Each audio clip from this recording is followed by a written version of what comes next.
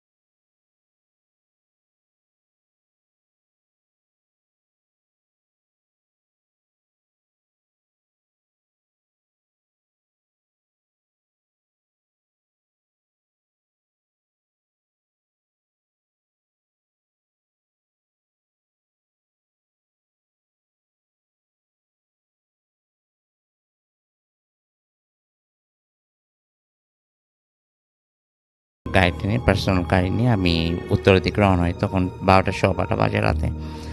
তো আমি গাড়ি ড্রাইভ করতেছি খুব ভালোভাবেই। আমি রেডিসনটা পার হলাম। তো আমার একটা হ্যাবিট হচ্ছে রেডিসনের পরে সাধারণত এয়ারপোর্টের আগে কোনো ডিভাইডার নেই, তো ওটা ডিভাইডার নেই বা স্পিড ব্রেকার নেই, এই জন্য আমি অকটেনে চেঞ্জ করে গ্যাস থেকে একটু স্পিডে গাড়িটা চালাই। সো ইঞ্জেক্টর কোনো ময়লা থাকলে ওটা যেন ছেড়ে যায়। আচ্ছা, তো যাচ্ছি, তো কাওলা ব্রিজটার নিচ থেকে যাব, ওটা দেখি ওটা ক্রস করতে সাডেনলি আমার গাড়ির স্পিডটা স্লো হয়ে যাচ্ছে। মানে sir slow means dead slow. তো আমি সাথে সাথে অনেক কিছু চিন্তা করলাম, the way I maintain my car it's not possible at all আর অকটেনে দেয়া। তো আমি মানে দেখতেছিলাম যে কি হচ্ছে। আমি এক্সেলারেটর আরও বেশি করে চেপে দিচ্ছি, না কিছুতে কিছু হচ্ছে না। আমার আরেকটা হ্যাবিট হচ্ছে আমি সাইড মিরারে মানে গাড়ি চালাই, সাইড মিরার দেখে। কখন রিয়েলি আমি রিয়ার ভিউ মিরারে তাকাই। আচ্ছা, তো সাডেনলি আমার চোখটা চলে গেছে রিয়ার ভিউ মিরারে। তখন দেখলাম যে মানে যা দেখলাম এটা আমি চিন্তাও করিনি কখনো। ইটস অ্যান অ্যানিমেল, লাইক এটা কুকুরও না আবার ঘোড়াও না, কুকুরের চেয়ে একটু লম্বা, একটু বেশি, আবার ঘোড়ার চেয়ে একটু ছোটো, বাট মুখটা হচ্ছে ঘোড়ার মতো। আচ্ছা, এটা আমার গাড়ির পিছনে দৌড়াচ্ছে আর ধরে অবস্থা গাড়িটা। তখন আমি মানে ফার্স্ট অফ অল প্রথমে দেখতেছি আমার হাতটা সব ক্লাবস হয়ে যাচ্ছে ওটা থেকে। বাট আমি যেহেতু আল্লাহ রহমতে নামাজ রোজা করি, নামাজের পাবন্দি করি, আমাকে এক হুজুর বলে দিয়েছিল এই ধরনের কিছু কখনো আয়াতুল কুরসির চেয়ে সূরাতুল ইখলাসটা ভালো কাজে দেয়। তো আমি ওটাই জোরে জোরে পড়তে শুরু করি। সো আমি একবার পড়লাম, দুবার পড়লাম, 3বার শেষ হয়নি।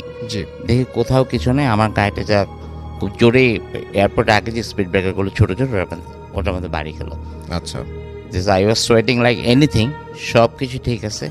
আমি তারপর আবার গ্যাস দিয়ে গাড়িটা স্লো করে মোটামুটি মা ছিল ক্রিসেন্ট হসপিটালে 7 নম্বরে, ওখানে গেলাম। কাউকে কিছু বুঝতে দেয়নি, everything was all right. But আমি খুব ঘামছিলাম, এটাই সবচেয়ে বড় জিনিস। আর আমার মনের মধ্যে যে ভয়টা ছিল ওইটা তখন প্রকাশ করিনি, বিকজ একদিকে মা সিক, তারপর ভাইয়েরা সবাই আছে। তো গেলাম, দেখলাম পরের দিন মার সেন্স ফিরলো। তো মার সাথে দেখা করলাম, তারপর লাইক 10টা থেকে ব্যাক করলাম বাসায়। এই ছিল ফার্স্ট ঘটনা রাসেল ভাই। Okay, thank you so much, thank you. আমরা পরের ঘটনাটা অনেক বড়, সেই ঘটনাটা আমরা আবারও ফিরে আসবো। তার আগে আমরা যেটা করব সেটা হচ্ছে দেখি যে আমাদের যারা শুনছেন তারা কি লিখছেন এই মুহূর্তে আমাদেরকে। এবং আমি দেখতে পাচ্ছি যে আমাদেরকে অনেকেই লিখছেন, এবং আমি দেখতে পাচ্ছি যে আমাদের সাথে রোহান লিখেছেন, আমাদের সাথে আছেন তিনি, এবং তিনি ভয় পেতে চান। রফিকুল ইসলাম আমাদের সাথে আছেন, এবং তিনি বলছেন যে আচ্ছা, তিনি এই মুহূর্তে আমাদের সঙ্গে আছেন এবং দোয়া চেয়েছেন সবার কাছে। ইন্ডিয়া থেকে লিখছেন, রাইট? আচ্ছা, না তিনি বলেছেন যে যেখানেই থাকি না কেন দোয়া আচ্ছা না হ্যাঁ ইন্ডিয়া থেকে লিখছেন, মুর্শিদাবাদ লালগোলা থেকে, এবং তিনি লিখেছেন যে এই প্রাকৃতিক দুর্যোগ যেন মোকাবেলা করতে পারেন সেই জন্য দোয়া চেয়েছেন। সবাই দোয়া করি সব কিছু ঠিকঠাক থাকুক। আবরার আহমেদ রাজু আমাদের লিখেছেন, তিনি ভূত এফএম লাভ করেন, তাই ভূত এফএম শোনেন। আমাদের সাথে রিয়াদ সান, আমি টুইটার থেকে আগে শুরু করেছি, ভালুকা থেকে শুনছেন এবং আমাদের সঙ্গে আছেন দেখতে পাচ্ছি সঞ্জিদা রহমান নিশি, এবং তিনি হ্যালো ভাইয়া, আজকের ওয়েদারের সাথে ভূত এফএমটা ইস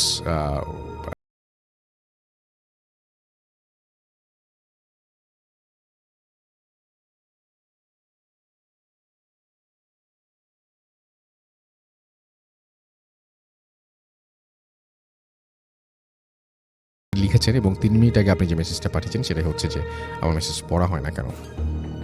আমাদের সঙ্গে আছেন আরিফুর রহমান, এবং ইমেলটা বেশ ভালো লেগেছে সেটা তিনি বলেছেন। আবরার আহমেদ রাজু আমাদের সঙ্গে আছেন, এবং তিনি বলছেন যে কেউ বিশ্বাস করুক বা না করুক আমি ভূত এফএমের সাথেই আছি। আমাদের সাথে আছেন সাইফুল ইসলাম SR, এবং তিনি আমাদের সঙ্গে এই মুহূর্তে শুনছেন আমাদেরকে। আবরার আহমেদ রাজু আমাদের সঙ্গে আছেন। আমাদের সঙ্গে আছেন দেখতে পাচ্ছি মোহাম্মদ রাফিউর রহমান রাহাত, ফার্স্ট ইমেলটা ভালো ছিল। প্রিন্স নূর আমাদের সঙ্গে আছেন। আমাদের সঙ্গে আছেন মইনুর সাগর, এছাড়াও আছেন জিসান উল হাবিব তনয় আমাদের সঙ্গে আছেন দেখতে পাচ্ছি। এছাড়াও সাগর আমাদের সঙ্গে আছেন, MH সোহাগ আমাদের সঙ্গে আছেন, তাওহিদ আফ্রিদি, তামিমুল ইসলাম আমাদের সঙ্গে আছেন, রাকিব হাসান আমাদের সঙ্গে আছেন, প্রিন্স RK আমাদের সঙ্গে আছেন। আমাদের সঙ্গে আছেন মেহেদি হাসান শাকিল, এছাড়াও শাহিন খান জেমস আমাদের সঙ্গে আছেন, MD রাজন আমাদের সঙ্গে আছেন, নাজমুল হাসান আমাদের সঙ্গে আছেন। আমাদের সঙ্গে আছেন রাজীব হাসান মিঠুন, জায়েদ মাহমুদ আমাদের সঙ্গে বরিশাল থেকে আছেন। এছাড়াও সাকিবুল ইসলাম শিমুল আমাদের সঙ্গে আছেন, আরও অনেকেই আমাদের সঙ্গে আছেন।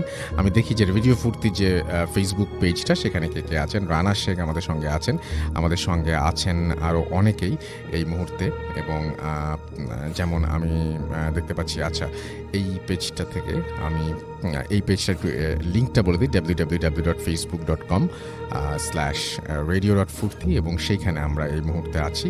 ইয়ামিন এলান আমাদের সঙ্গে আছেন। আমাদের সঙ্গে আছেন দেখতে পাচ্ছি রাতুল মালিক, এছাড়াও MD শরীফ মাহমুদ আমাদের সঙ্গে আছেন, আল শাহরিয়ার আমাদের সঙ্গে আছেন, জাহেদ আলী আমাদের সঙ্গে আছেন, সাব্বির হোসাইন আমাদের সঙ্গে আছেন, শিরোনামহীন বাবু আমাদের সঙ্গে আছেন আমাদের, এবং তিনি বলছেন please welcome me, welcome to ভূত এফএম, এবং আশা করছি পুরোটা সময় আপনি এনজয় করবেন। MD নাইমুর রহমান আমাদের সঙ্গে আছেন, এবং তিনি বলছেন আই লাভ ভূত এফএম ফ্রম খুলনা।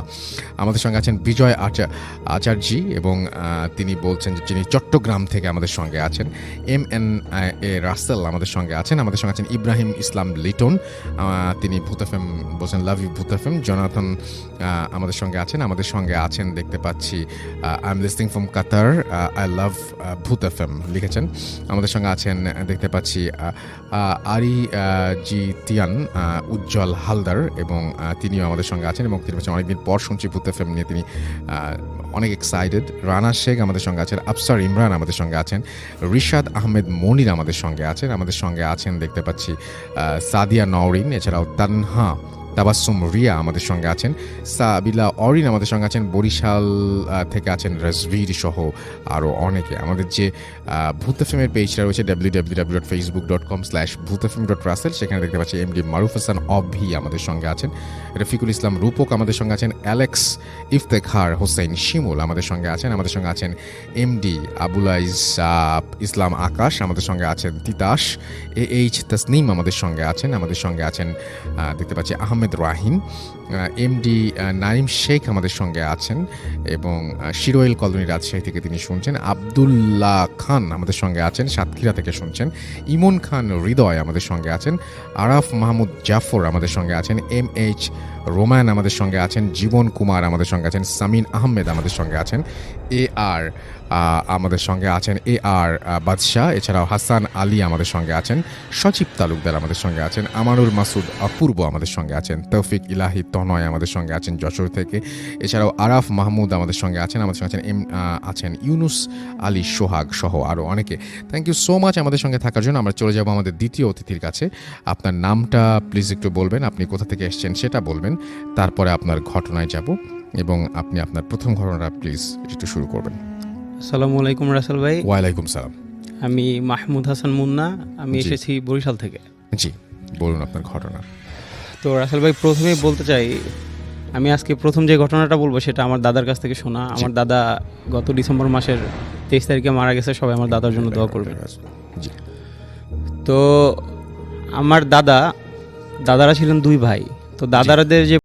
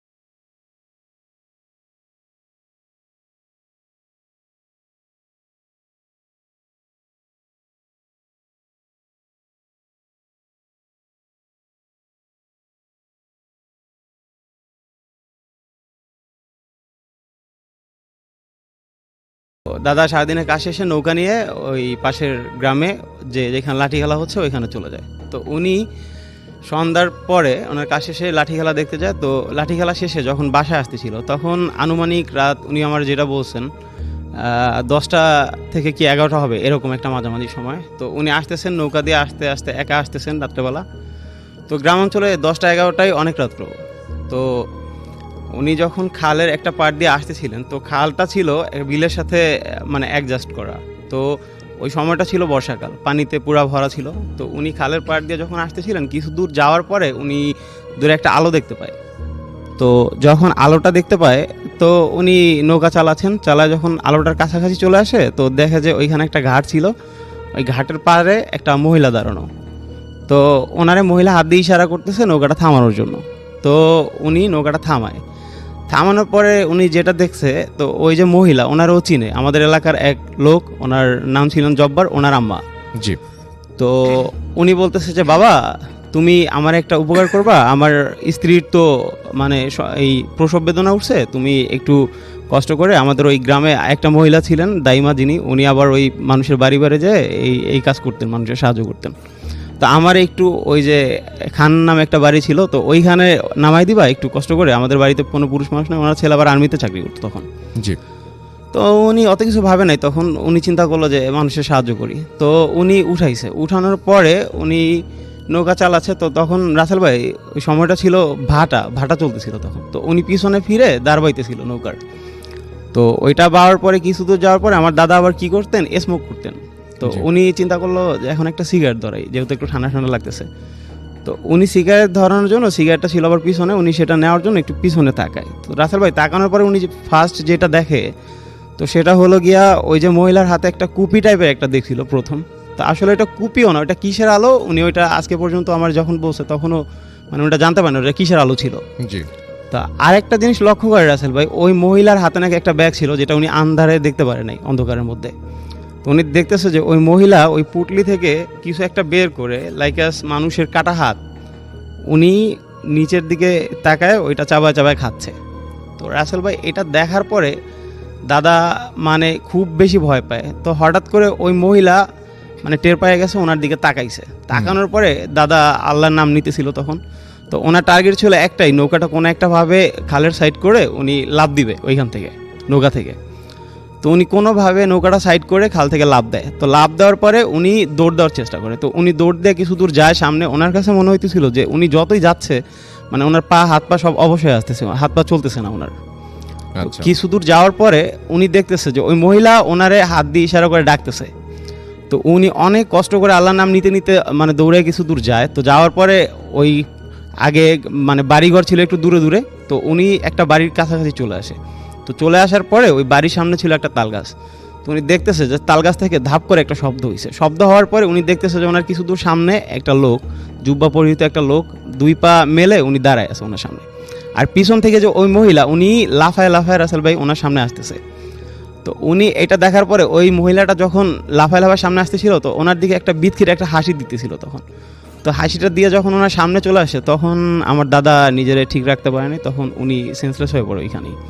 তো পরের দিন সকালে রাসেল ভাই ওই যে খালে যারা মাছ ধরতেন, জাল পাতা ছিল, জাল দিয়ে মাছ ধরতেন বর্ষাকালে, তো এক লোক এরকম সকালবেলা যে ওনার জাল উঠানোর জন্য আসে, তো আসার পরে নাকি দাদার মুখ থেকে যেটা শুনছিলাম, ওনারে সেন্সলেস অবস্থায় পাইছে ওইখানে। তো পাওয়ার পরে পরের দিন দাদারে বাসায় নিয়ে আসে, তো দাদার প্রচণ্ড জ্বর ছিল গায়ে। তো জ্বরটা থাকার পরে ওনার বাবা, আমার দাদার যে বাবা, তো উনি আবার মসজিদে ইমাম।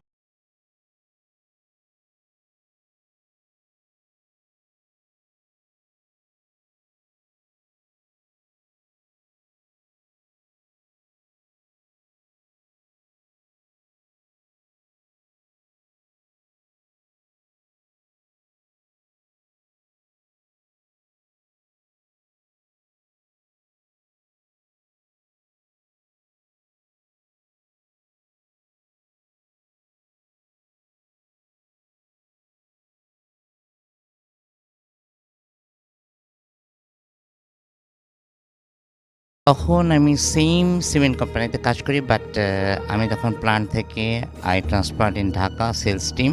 আমার টেরিটরি ছিল হচ্ছে আপনার সাভার থেকে আরচা পর্যন্ত, অ্যান্ড আমার ডিস্ট্রিবিউশন অফিস ছিল মানিকগঞ্জে। তো আমি করতাম কি, সকালবেলা একদম ফজরের পরে চলে যেতাম, ওখানে গিয়ে লাইক 9টার দিকে আমি আমার অফিস অ্যাটেন্ড করতাম। তারপর সারাদিনের কাজ শেষে আবার 8টা 9টার দিকে চলে আসতাম। তো একদিন আমার একটা ফ্যামিলি ফাংশন ছিল, তো আমরা বাসা আসতে আসতে লাইক 2 o'clock হয়ে গেছে, মিড নাইট। তো আমি চিন্তা করলাম যে এখন আর কী করবো, কী ঘুমাবো, একসাথে আমি এখন ইয়েতে চলে যাই, মানিকগঞ্জে এখনই চলে যাই, তো ড্রাইভ করে যাবো, self drive and car drive করে যাব। তো ওখানে গিয়ে রেস্ট নিয়ে সকালবেলা না যাচ্ছে, সো এটাই আমি বেটার ফিল করলাম। Then I like 2:30 midnight আমি স্টার্ট করলাম বাসা থেকে, তখন স্কাটনেই থাকি। তখন ওখান থেকে আমি যাচ্ছি, তো এয়ারপোর্ট রোড হয়ে, এয়ারপোর্ট রোড গিয়ে আমি আপনাকে যেটা আগে বলেছি যে আমি রেডিসন পর থেকে অকটেন নিয়ে ওটা একটু জাস্ট একটু ফাস্ট ড্রাইভ করতাম কারটা। তো অ্যাজ ইউজুয়াল আমি ওটা করে, এখন মনে করেন যেখানে লেমেরিডিয়ানটা আছে হোটেল, তারপরে পিডিবির অফিসটা পার হয়ে আর একটু দূরে গেলে যখন মোটামুটি কাওলা ব্রিজটা ভিজিবল, মানে মোটামুটি একদম স্পষ্ট দেখা যায়, তা আমি খেয়াল করলাম যে একটা লোক একটু উঁচু হয়ে আস্তে আস্তে রাস্তা ক্রস করছে, মানে আপনার লেফট থেকে রাইটে যাচ্ছে। কিন্তু আমি গান শুনতেছিলাম, আবার মানিকগঞ্জে যাব, হয়তো অন্য কিছু চিন্তা করতেছিলাম। আমি যদি একটু কনসেন্ট্রেশন দিতাম ওদিকে, আপনি একটা যে খেয়াল করবেন যে ওখানে কিন্তু আপনার কোনো গ্যাপ নেই, যেখান থেকে লোকটার মানে পার হয়ে ও রাস্তা দিয়ে চলে যাবে, ওইটা কিন্তু নেই, ওটা কিন্তু মানে গ্যাপলেস একটা। তো আমি দেখলাম যে উনি পার হয়ে মানে রাস্তাটা ক্রস করতেছে।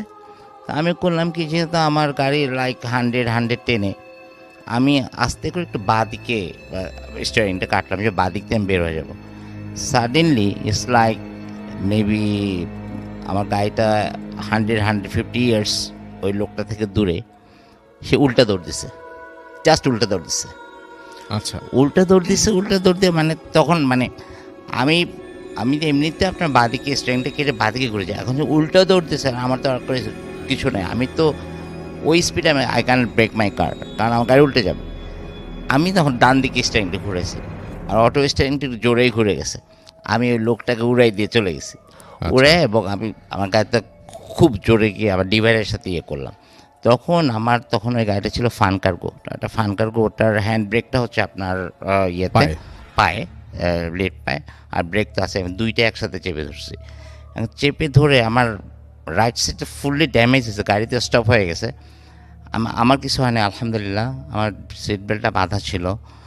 আমি বসে বসে চিন্তা করতেছিলাম যে একটা তো মানে স্পট ডেড হয়ে গেল। কিন্তু ওয়ান থিং রাসেল ভাই, যখন ওই লোকটার উপর দিয়ে আমার গাড়িটা যায়, আমি কিন্তু কিছু ফিল করি না। কিন্তু আপনার একটা চলন্ত গাড়ির মধ্যে আপনি যখন কিছু একটা আপনাকে কিছু বাধা দিবে, আপনার গাড়িটা কিন্তু একটু ফিল করবেন, শেক করলো বা কিছু বাড়ি খেলা একটাই হবে। আমি কিন্তু কিছু ফিল করিনি। আমি অনেকক্ষণ বসেছিলাম গাড়ির মধ্যে, বসে চিন্তা করতে এখন কী হবে। এর মধ্যে যদি ইটস লাইক 3টা বাজে, তখন রাত 2-4জন লোক অলরেডি একটা বাস থেমে গেছে, কী হয়েছে। তখন আমি ডান দিকের দরজাটা খুলতে পারতেছি না, বাঁ দিকের দরজা দিয়ে নামলাম।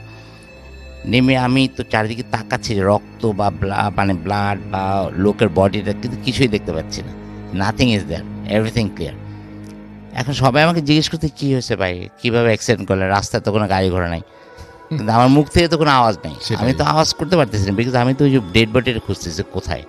একটা অ্যাক্সিডেন্ট করে ফেলেছেন এবং আপনার ভাল লাগছে না এই কারণে। এক্স্যাক্টলি নো, কারণ আমি অপরাধ তো বোধে জানি যে ভুগছেন এখন আপনি আমার গাড়িটা প্রচণ্ড। ভেঙে ফেলবে, হ্যাঁ। এমনিতে আমার তো আমাকে মাইর দিবে, এটা তো আমি কনফার্ম। জি। কিন্তু মানে লাকিলি আর আনফর্চুনেটলি আর ফর্চুনেটলি আমি কিছুই পারলাম না আসলে। ইট ওয়াজ লাইক এ ফেক একটা জিনিস। এবং আমার মনে হয় রাসেল ভাই, যে অনেকে বলে যে কেন অ্যাক্সিডেন্টটা হয় ওখানে, this the one reason I found it out in my life, যে দিস ইজ দ্য রিজন। অনেকে বলে, অনেকে বলে না। এই যে অনেক দূর উনি গেল, আবার দৌড় দিল উল্টো দিকে, দ্যাটস দ্য রিজন। এবং তারপরে ওই লোকজনে কয়েকজন ধরাধরি করে আমার গাড়িটা ঠেলে একটু রাস্তার বাঁদিকে নিয়ে গেল কর্নারে। দেন অনেকক্ষণ বসেছিলাম, নেক্সট 6টার দিকে উপরে একটা গ্যারেজ থেকে অনেক কষ্ট করে লোকজন এনে গাড়িটাকে মোটামুটি একটু মানে যেত দাঁড় করানো হলো। তো আমি ওইটা নিয়ে মোটামুটি আর যেতে পারলাম না মালিকগঞ্জে, ব্যাক টু দ্য প্যাভিলিয়ন, বাসায় চলে আসলাম। জি। এই আর কি। Sir that was okay. My.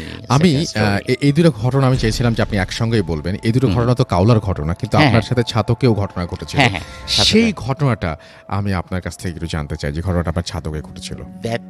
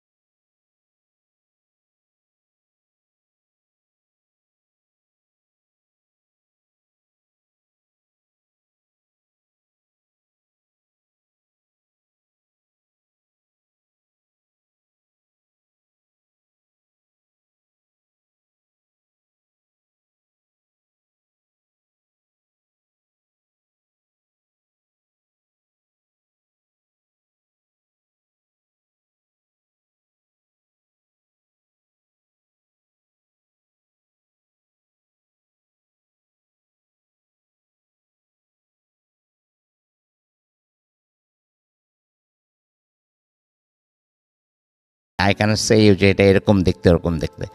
It's like এটা একটা আকৃতি ইস হিউম্যান আকৃতি, মানে কারো Shape একটা। Shape right right. তো তখন আমি কি করব, আমি আবার সূরাতুল ইখলাস পড়া শুরু, এবার পুরোপুরি 2বার পড়লাম, 3বার পুরোপুরি পড়লাম। তখন দেখলাম যে সব একদম এভরিথিং নর্মাল। তখন আমি নেমে সিকিউরিটি ডাক দিলাম যে তুই একটা চেয়ার নিয়ে এখানে বস আমার রুমের সামনে, আমি একটু ঘুমাই। এটা করতে করতে ফজর আজান দিল। দেন তো আলহামদুলিল্লাহ উজু করে নামাজ পড়লাম, নামাজ আদায় করে তারপরে এভরিথিং হলো। কিন্তু মানে এফেক্টটা যে হলো, আমি 8:30 আমাদের অফিস ছিল, যখন অফিসে গেলাম প্রচণ্ড জ্বর, এবং 2টার সময় আমাকে প্ল্যান্ট ম্যানেজমেন্ট বাইয়া ঢাকা পাঠালো, এবং আমি কন্টিনিউয়াসলি 7 দিন প্রচণ্ড জ্বরে ভুগলাম। আমার ফ্যামিলি অনেক সাফার করেছে ওই সময়টায়, এবং 8 দিনে দিন আমি এবার প্ল্যান্টে জয়েন করলাম আর কি গিয়ে। That was my third story. Thank you so much আপনার ঘটনার জন্য। আপনাকে অনেক অনেক ধন্যবাদ এবং আশা করছি আপনাদেরও ভালো লেগেছে এবং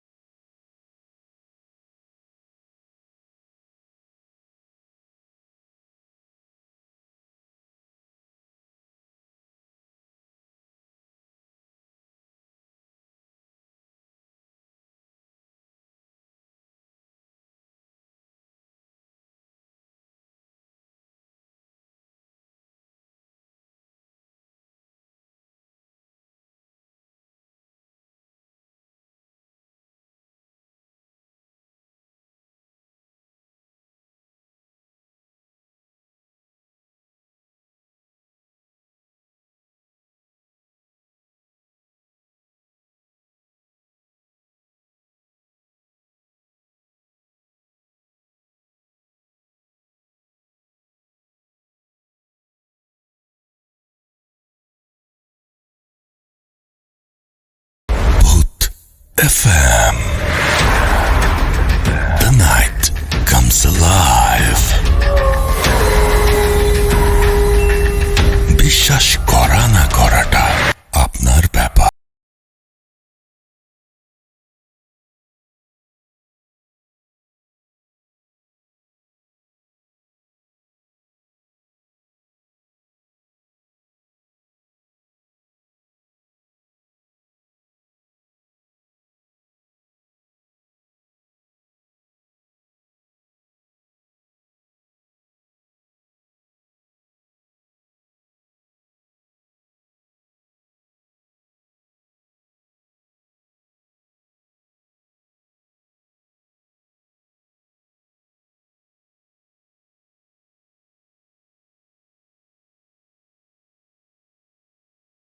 ফ্রেন্ড একজন ডাক্তার, ক্লিনিক আছে তার, পাশাপাশি সে একটা সরকারি হাসপাতালে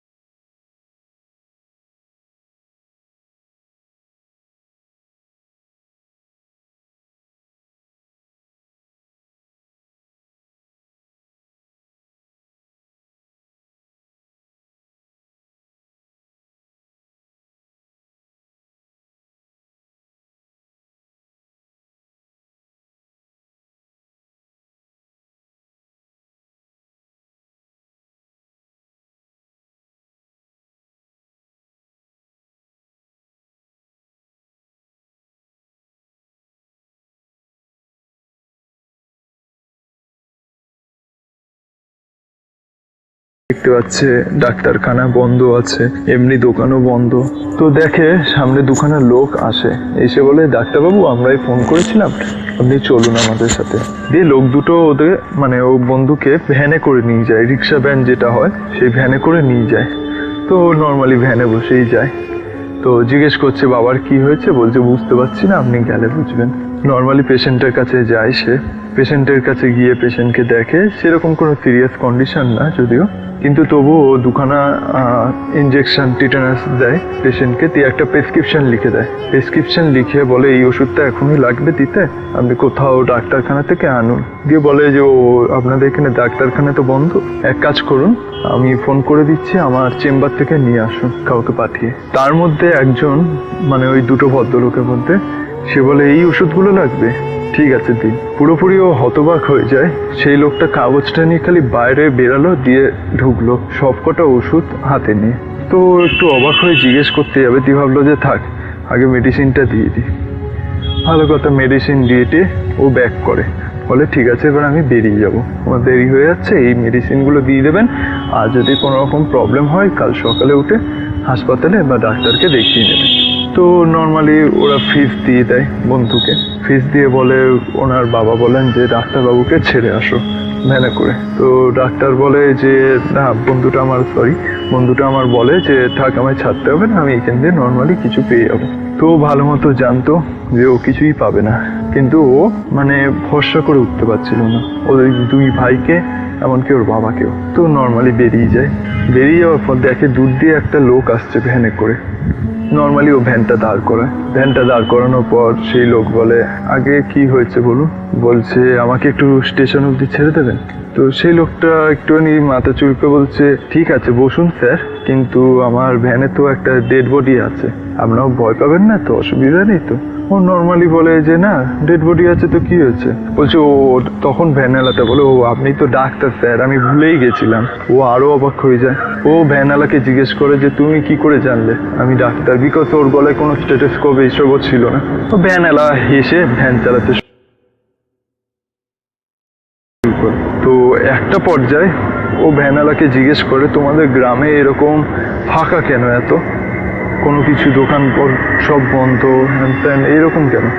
তখন বলে, আপনি বুঝে যাবেন ঠিক স্যার। যে স্টেশনের কাছে এসেই লোকটা এবার বলছে, পিছন দিয়ে ও শুনতে পাচ্ছে কেউ চিল্লাচ্ছে, ওই ওই দাঁড়া, এরকম সামথিং। তো ভ্যানওয়ালাকে বলছে, এই দাঁড়া দাঁড়াও, কেউ কারা আসছে মনে হচ্ছে। তখন ভ্যানওয়ালা বলে, ও কিছু না। তখন বলছে, বন্ধুটা বলছে, না না তুমি দাঁড়াও দাঁড়াও, দিয়েও নেমে যায় এক প্রকার বন্ধুটা। তখন ভ্যানওয়ালা ভ্যানটা স্টপ করে।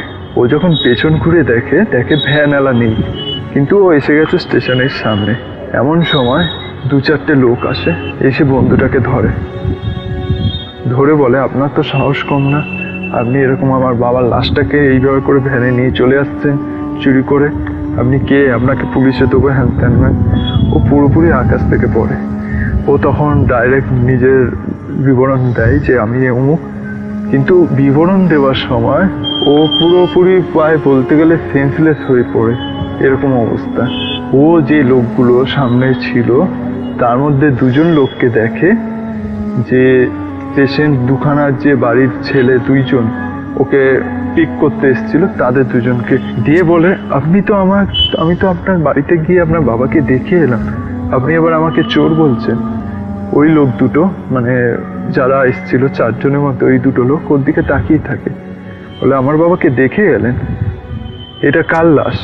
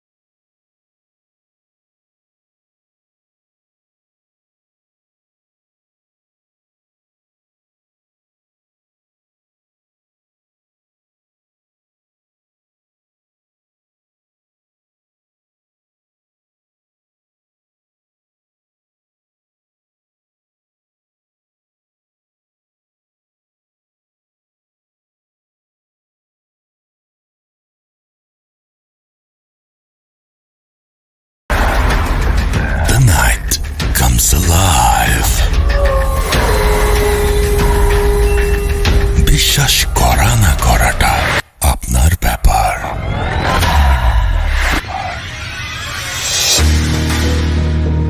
ইয়েস, বিশ্বাস করা বা না করাটা আপনার ব্যাপার। You are listening to radio Furfura FM. ঘড়িতে সময় রাত 1টা, এবং আশা করছি আমাদের যে ঘটনাগুলো এগুলো আপনাদের ভালো লাগছে। এবং এছাড়াও আমাদের আরও একটা অডিও ক্লিপ রয়েছে। হাফেজ মাইনুদ্দিন ভাই আমাদের সঙ্গে আছেন, এবং আমাদের সঙ্গে আছে আরও একটা ইমেইল, সেই ইমেইলটাও আমি পড়ে শোনাবো।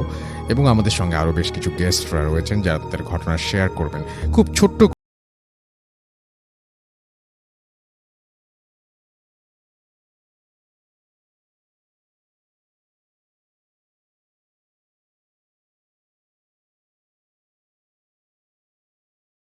আমাদের করতে পারেন, আমরা তার কাছে এসে জিজ্ঞেস করে নিতে পারি। চলে যাচ্ছি আমাদের দ্বিতীয় অতিথির কাছে। আপনার ঘটনাটা খুব ছোট্ট করে প্লিজ বলবেন। থ্যাংক ইউ রাসেল ভাই।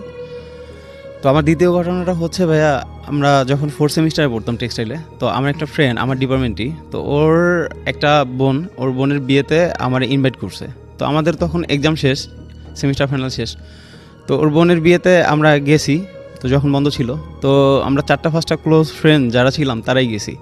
তো যাওয়ার পরে সাধারণত বিয়ের পরের দিন আন্টির প্রচণ্ড মন খারাপ ছিল, তো আন্টি আসতে দিতে চাইতেছিল না আমাদেরকে।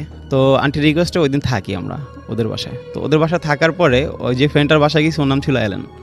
তো ওইটা বরিশালেরই কোনো একটা জায়গায় সম্ভবত, কারণ আমি নামটা বলতে চাচ্ছি না জায়গাটার। তো ওইখানে আমরা থাকি। তো চিন্তা করলাম অনেকদিন পরে অনেকগুলো ফ্রেন্ড একসাথে, তো আমরা কিছু একটা মজা টজা করি। তো আমরা চিন্তা করলাম কি আজকে একটা বারবিকিউ পার্টি দিব। তো সাধারণত আয়োজন করা হয়েছে বারবিকিউ পার্টির। তো সন্ধ্যার পরে এটা করার পরে তো এইটা পার্টিটা করতে করতে আমাদের প্রায় 12টা বেজে গেছে। তো 12টা বাজার পরে আমরা ফ্রেন্ডসরা মিলে গল্প করতেছিলাম। তো গল্প করতে করতে এক টাইমে গল্পের ফাঁকে একটা টপিক চলে আসে, ভূতের টপিক। তো ভূতের টপিকের মধ্যে আমাদের একটা ফ্রেন্ড, ওর নাম রাশেদ, তো ও বেশি কিউরিসিটি ছিল ওর বেশি। আর সুজন নামে একটা ফ্রেন্ড ছিল, ওরও মোটামুটি কিউরিসিটি ছিল। তো ওরা ওই অ্যালেনের জিজ্ঞাসা করতেছে যে তোদের এইখানে কি কোনো ভৌতিক প্লেস আছে? তো অ্যালেন বলতেছে যে হ্যাঁ আছে, একটা শ্মশান আছে, তো ওইখানে নাকি ভূত প্রেত অনেক কিছু দেখা যায় শুনছি আগে। তো ওরা বলতেছে যে চল আমরা এখনই যাবো ওইখানে দেখতে যাব। তো আমার আরেকটা ফ্রেন্ড ফয়সাল, ও বলতেছে থাক যাওয়ার দরকার নেই, আমিও বেশি ইচ্ছুক ছিলাম না যাওয়ার জন্য। তো এবং ওইখানে যে ঘটনাটা ঘটে সেটা তো আপনার নিজের চোখে ঘটেছে, রাইট? হ্যাঁ হ্যাঁ, ওইখানে আমি নিজে ঘটেছিল ছিলাম। ওইখানে সেটা বলেন আমাকে একটু। তো যখন আমরা নদীর পাড়ে যাই, মানে শ্মশানটা ছিল নদীর পাড়ে। জি। তো আমরা গল্প করতেছিলাম কিছু ফ্রেন্ড 4-5 জন মিলে বাইরে, আর ওরা আমাদেরকে না জানায় ওই যে রাশেদ আর সুজন আর অ্যালেনকে সাথে নিয়ে ওরা মন্দিরের এই শ্মশানের ভিতরে ঢুকে গেছে। তো শ্মশানটা ছিল 2টা গেট রাসেল ভাই, একটা পিছনে গেট একটা সামনে গেট। পিছনে গেটটা ছিল একটু ঝোপঝাড় ভাঙা ছিল, সামনে গেটটা খোলা ছিল। তো ওরা ভিতরে যায় নাকি দেখতেছে, পরে ওদের মুখ থেকে আমি যেটা শুনছি, দেখতেছে তখন রাত প্রায় 1টা থেকে 1:30 হবে আনুমানিক, তখন নাকি একটা লাশ পোড়ানোর জন্য আনছে। আচ্ছা। তো 2জন লোক একটা লাশ পোড়ানোর জন্য লাশটা রেডি করতেছে আসলে কাঠ দিয়ে। তো ওরা অবাক যে এত রাত্রে লাশ পোড়ানোর তো কোনো কথা না, আর 2জন লোক কেন আসবে লাশ পোড়াইতে? তো ওরা দেখতেছে। তো হঠাৎ করে যখন ওরা এটা খেয়াল করলো যে লাশের গায়ে যখন আগুন ধরায় দেওয়া হয়, যে কাঠে আগুন ধরায় দেওয়ার পরে দেখতেছে ওরা হঠাৎ করে ওই লোক 2জন নাই। তো ওরা তো বেশ অবাক, ওরা ভাবলো হয়তো আশেপাশে থাকতে পারে অন্য কোথাও। জি। তোরা আসলে দেখতে চাচ্ছে যে আসলে কিভাবে লাশটা পড়ে। তো ওইটা দেখার পরে ওরা দেখতেছে কি রাসেল ভাই, ওরা সবচাইতে বেশি অবাক হয় যখন লাশের গায়ে আগুন ধরায় দেওয়া হয়, ওরা নাকি ওই লাশটা নাকি আস্তে আস্তে উঠে এরকম বসে পড়ছে। তো বসে পড়ার পরে ওরা তো মানে ওদের বেশ ভয় পাইতেছে। তো ওই লাশটা নাকি জিব্বাটা বের করে এরকম হা করে আছে। তো অ্যালেন যে ও তো স্থানীয় ছিল, ও বুঝে ফেলছে, ও নাকি ওই পরে ওর মুখ থেকে শুনছিলাম ও নাকি চিনছে জিনিসটা। তো ওইটা ছিল এরকম যে ওই যে লাশটা ছিল উনি নাকি ওদের এলাকায় 2 মাস আগে ওনার বউয়ের সাথে ঝগড়া হওয়ার পরে উনি নাকি গলায় ফাঁস দিয়ে মারা গেছিল। তো ও সবচাইতে বেশি ও বুঝার পরে ওই যে সুজন আর রাশেদরা বলতে দোস্ত এইখানে আর 1 মিনিট না চল এখান থেকে। তো আল্লাহর নাম নিতেছিল ওরা। তো মানে এমন অবস্থা হইতেছিল ওরা সামনে গেট দিয়ে না বের হয়ে ওরা নাকি পিছনে গেটে দৌড় দিছিল। তো একজন দৌড় দিছে, এমন অবস্থায় আমরা আবার বাইরে মানে দেখলাম যে 10-15 মিনিট ধরে ওদেরকে খুঁজে পাচ্ছি না। তো ওদেরকে আমরা খোঁজ করতে শুরু করলাম। তো আমি ওদেরকে ফোন দিতেছি, ওরা ফোন পিক করতেছে না। তো আমরা বেশ চিন্তিত হয়ে গেলাম। পরে আমরা মন্দিরের ভিতরে যাই আস্তে আস্তে ওদেরকে খুঁজতে যাই, দেখি যে মানে আমাদের ফোনে টর্চ ছিল, তো টর্চ জ্বালায় রাত্রেবেলা অন্ধকারের মধ্যে ওদেরকে খুঁজতে যায় দেখি যে একজন মন্দিরের কোনায় বসে, ওই যে অ্যালেন ও কাঁপতেছে মন্দিরের কোনায় বসে। আর যে সুজন ছিল ও আরেকটু সামনে ওই গেটের পিছনে ঝোপের মধ্যে ও সেন্সলেস অবস্থায় পড়া। তো ওই অ্যালেনকে ধাক্কা দিয়ে বলতেছি কি হয়েছে? তো ও কোনো কথা টথা বলতে পারতেছে না, চুপচাপ। পরে আমরা বুঝতে পারি যে হয়তো বড় খারাপ কিছু দেখছে। পরে ওদেরকে ওইখান থেকে নিয়ে আসি মন্দির থেকে। তো আমরা বাসায় নিয়ে আসি, ওর আর যে সুজন ওরও পানি টানি দিয়ে সেন্স ফিরানোর পরে ওর বাসায় নিয়ে আসি। তো আয়শা আর আন্টির কাছে কিছু বলি না, চুপচাপ শুয়ে থাকি। তো পরের দিন রাসেল ভাই ওই যে অ্যালেন আর সুজন ওদের প্রচণ্ড জ্বর আসে গায়ে। তো গায়ে জ্বর আসার পরে তো আমরা আমাদের সময় হয়েছে, আমরা বাড়িতে চলে আসি। সুজনকে ওই জ্বর অবস্থায় নিয়ে আসি, আরেকটা ফ্রেন্ডকে পাঠিয়ে দিই ওর বাড়িতে পৌঁছানোর জন্য। তো ওই সুজনের প্রচণ্ড জ্বর আসে। পরে ওর নাকি সুজনের এমন অবস্থা হয়েছিল যে ও খাবার দাবার প্রায় বন্ধ হয়ে গেছিল, ও খাইতে টাইতে পারতো না, আস্তে আস্তে শুকায় যেত এমন অবস্থা। তো পরে ওরে কোনো একটা কবিরাজের কাছে যায় ওর আম্মা নাকি। তো যাওয়ার পরে ওরে জিজ্ঞাসা করে, কবিরাজ নাকি পুরো ঘটনার ডিটেলসটা বলে ওর আম্মারে। আচ্ছা। এরকম একটা কাহিনী হতো বা ওর লাইফে ঘটছিল। তো এরপর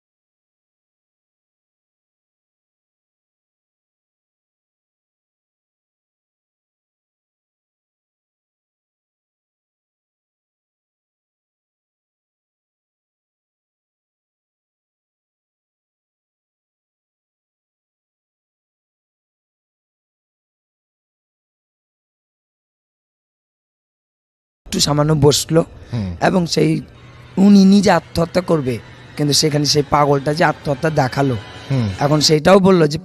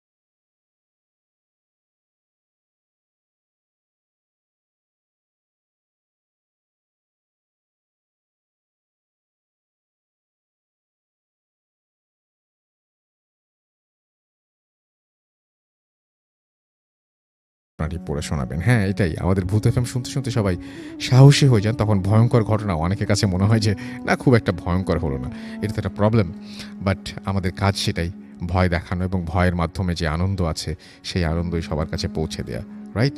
সো আমরা এখন যেটা করব সেটা হচ্ছে আরও একটা অডিও ক্লিপে যাব এবং সেই অডিও ক্লিপটি শুনে আসব এবং আশা করছি যে এই অডিও ক্লিপটিও আপনাদের ভালো লাগবে এবং তারপরে আমরা কিছুক্ষণ পরে নতুন অতিথি নিয়ে ফিরে আসছি। সেই পর্যন্ত আমাদের সঙ্গে থাকবেন। স্টে টিউনড রেডিও ফুর্তি রেড এফএম অ্যান্ড ডু ফুর্তি।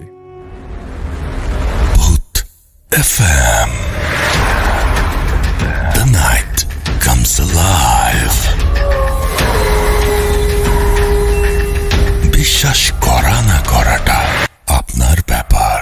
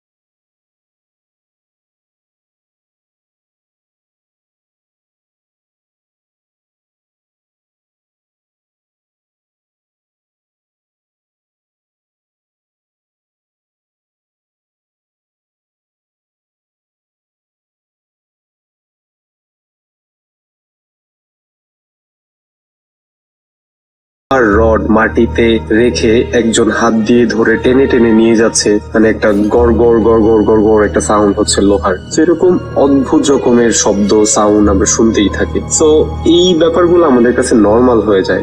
আমরা এখন পর্যন্ত এরকম শব্দ সাউন্ড সব প্রত্যক্ষ করতে থাকি, আমি শুনতে পারি। তো এইগুলো কোনো সমস্যা হয় না। একদিনের ঘটনা যেটা শেয়ার করার জন্য আজকে রেকর্ডিং পাঠানো, সেটা খুবই রিসেন্ট একটা ঘটনা এন্ড খুবই অদ্ভুত ছিল আমার সাথে।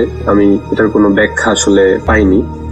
সেটা হচ্ছে আমি একদিন রাতে মুভি দেখে ঘুমালাম। আমার মনে আছে খুব জনপ্রিয় একটি মুভি আমাদের সার্ভারে আসেন, আমি দেখার পরে ঘুমালাম, স্পষ্ট মনে আছে। ঘুমানোর পরে আমি ফিল করতে থাকলাম যে আমার কাঁধে প্রচন্ড ব্যথা হচ্ছে, প্রচন্ড ব্যথা হচ্ছে। তো স্বভাবতই ব্যথার জন্য আমি ঘুম ভেঙে গেল। আমার ঘুম ভেঙে যাওয়ার পর আমি আবছা আবছা আলোতে তাকালাম, দেখলাম যে তারা দেখা যাচ্ছে, তারা, আকাশের তারা, তারপরে আকাশও দেখা যাচ্ছে। আমি না বুঝতে পারছি না যে কি হচ্ছে। তারপরে আমি হঠাৎ করে মানে একটু যেন চোখ কচলালাম। চোখ কচলানোর পরে একটু স্পষ্ট ভাবে কনসিয়াসলি তাকানোর চেষ্টা করলাম। স্টিল তারা এবং আকাশ দেখা যাচ্ছে। দেন রাসেল ভাই, I don't know why and how, আমি আবিষ্কার করলাম আমি ছাদের মধ্যে শুয়েছিলাম এন্ড আমার মাথার নিচে একটা ইট দেয়া ছিল এন্ড দ্যাট ইজ ওয়াই আমার কাঁধ এবং ঘাড় প্রচন্ড রকমের ব্যথা করতেছিল। রাসেল ভাই, বলে রাখা ভালো আমার কোনো স্লিপ ওয়াকের কোনো অভ্যাস বা কিছু ছিল না। এন্ড তারপরে আমি উঠলাম, আমার হাতে সবসময় ঘড়ি থাকতো, একটা ডিজিটাল ওয়াচ। তো আমি ঘড়িতে তাকালাম, দেখলাম 3:30টার মতো বাজে। আমি প্রচন্ড রকমের ভয় পেয়ে গেলাম। আমি দৌড়ে ছাদ থেকে নিচে নামলাম। নিচে নেমে আমি ভাবলাম যদি আমি ঘুমের মধ্যে চলে এসে থাকি দরজাটা খোলা থাকবে, বাট দরজাটা ভেতর থেকে লক ছিল রাসেল ভাই। এটার ব্যাখ্যা আমি আজ পর্যন্ত পাইনি। এটা হচ্ছে আমার সাথে ঘটে যাওয়া 3-4 মাস আগের ঘটনা।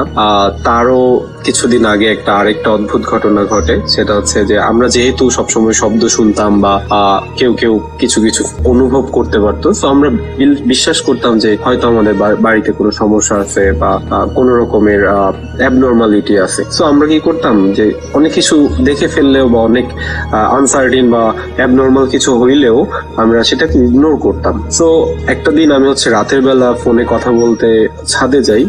ইটস অলমোস্ট 1টা-1:30 এরকম বাজে। আমি ফোনে কথা বলতে যাই। তো ছাদে যাওয়ার পরে আমি কথা বলার 5 মিনিট পর দেখতে পেলাম কোনো বাতাস নাই, কিছু নাই। আমাদের ছাদের যে এক্সট্রা রড গুলা বা মানে উপরে আরেক তালা বাড়ানোর জন্য যে কিছু রড থাকে যেগুলো ইউজ করা হয় পরে যখন বাড়ি বানানো হবে, আরো বড় করা হবে, তো উপরের ওই রড গুলা টং টং টং টং করে কাঁপতে থাকে, টং টং টং টং করে কাঁপতে থাকেন, অনেক বেশি পরিমাণে কাঁপতে থাকে, যেটাকে স্বাভাবিক কাঁপুনি মনে হবে না, যে বাতাসের জন্য কাঁপছে। রাসেল ভাই বিশ্বাস করবেন না, আমার ভেতরটা পুরো নড়ে উঠে। আমি ভয়ে জাস্ট কিছু করতে পারি না, জাস্ট ফোনের ওই পাশে আমি ফোনের মধ্যেই এমন একটা ভাব করতে থাকি, ফোনে কথা বলতে বলতেই বলতে থাকি যে আর 5 মিনিট, আর 5 মিনিট পরেই চলে যাব। তো যখনই আমি বললাম যে আর 5 মিনিট পরে চলে যাব, শব্দ বা বাতাসে এই রড গুলা নড়া বন্ধ হয়ে গেল। আমি কথা বলতে থাকলাম। আমি যেহেতু বুঝতে পারলাম যে আমাদের বাসায় একটু মানে অ্যাবনর্মালিটি আছে বা আমাদের তো এখন পর্যন্ত কোনো ক্ষতি করে নাই, তো ওই ভরসায় আমি কথা বলতে থাকলাম। আমার খেয়াল ছিল না কতক্ষণ কথা বললাম। ঠিক 10 মিনিট বা 15 মিনিট পরে মানে আবার টং টং টং টং টং টং করে শব্দ শুরু হইল। তখন আমি রাসেল ভাই বুঝতে পারলাম যে আসলে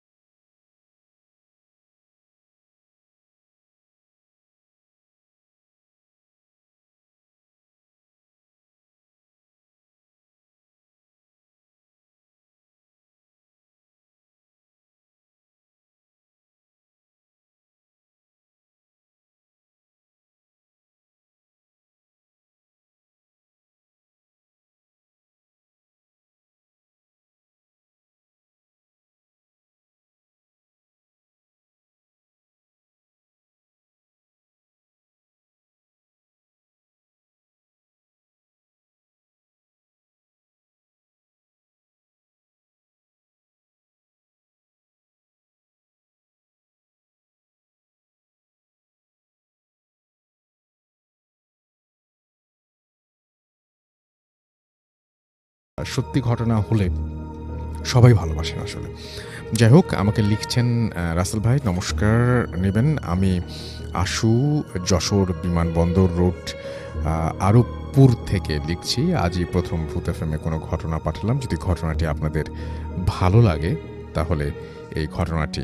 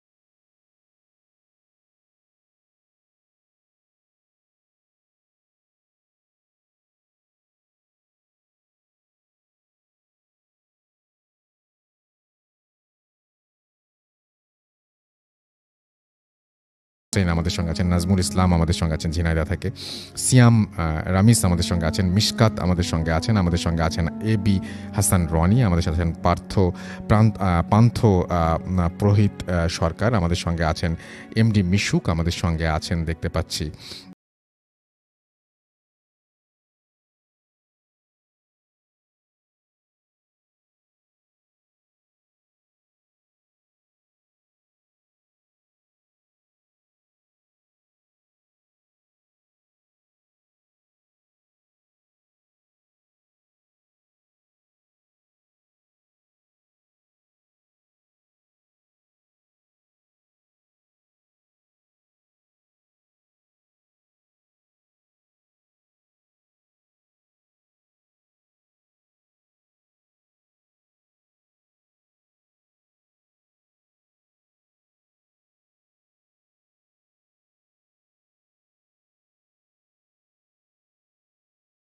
টাটা। Radio Fupi 88 FM.